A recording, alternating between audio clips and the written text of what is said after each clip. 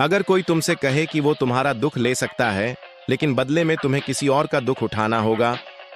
ये कहानी है रघुवीर की, एक रहस्यमय व्यक्ति जो हर शनिवार को शहर की सबसे व्यस्त सड़क के किनारे एक नीली छतरी के नीचे बैठता था।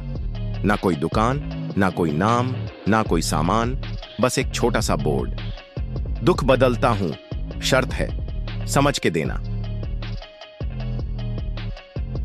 लोग हंसते थे, सेल्फी लेते थे, लेकिन कोई उसके पास सच में नहीं जाता था। पर जिन लोगों ने हिम्मत की, वो बदल गए। एक दिन आयशा, एक 30 साल की सॉफ्टवेयर इंजीनियर जो अवसाद से जूझ रही थी, वहां पहुंची। उसने पूछा, क्या वाकई आप दुख बदल सकते हैं? रघुवीर मुस्कुराया, हाँ, लेकिन मैं दुख मिटाता नहीं, बस बदलता हूं। तुम्हारा गम किसी और का बन जाएगा और तुम किसी और की तकलीफ को महसूस करोगी, जी कर देखोगी। आयशा ने कुछ सोचा, फिर बोली, ठीक है, मुझे मेरा मन का खालीपन दे दो, किसी और को। मैं कुछ नया चाहती हूं। रघुवीर ने एक कागज दिया, इसे पढ़ो और आंखें बंद करो। जब खोलोगी, तुम्हारा दुख बदल चुका होगा। आयशा ने जैसे ही आंखें खोलीं, वो खुद को किसी तंग बस्ती की छोटी झुग्गी में खड़ा पाया। पेट में दर्द, हाथों में दरारें और एक बच्चा भूख से रो रहा था। उसका बच्चा। अब वो आयशा नहीं, रेखा थी, एक मजदूर और मां। कुछ मिनटों में वो रो पड़ी, भागती हुई वापस गई और फिर रघुवीर के सामने थी। मैंने मां बनने की तकलीफ देखी, पर उसमें भी एक ताकत थी।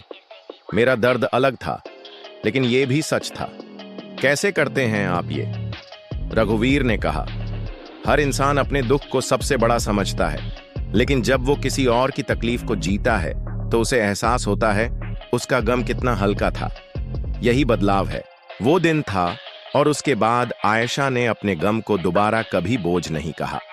उसने काउंसलिंग शुरू की, दूसरों की मदद करने लगी और हर शनिवार को वो भी नीली छतरी के बगल में बैठती, लोगों से कहती, तुम्हारा दुख बड़ा है पर अकेला नहीं है। मॉरल, हमारे दुख तब तक भारी लगते हैं जब तक हम उन्हें सिर्फ अपनी नजर से देखते हैं, लेकिन जब हम दूसरों की तकलीफ समझते हैं, तब हमें एहसास होता है संवेदना सबसे बड़ी राहत है। दुख बांटना कभी कभी शब्दों से नहीं, एहसास से होता है। लाइक, शेयर, सब्सक्राइब और कमेंट में लिखो, मैं भी समझने की कोशिश करूंगा। अगर तुमने भी आज अपने दुख को थोड़ी सी नई नजर से देखा,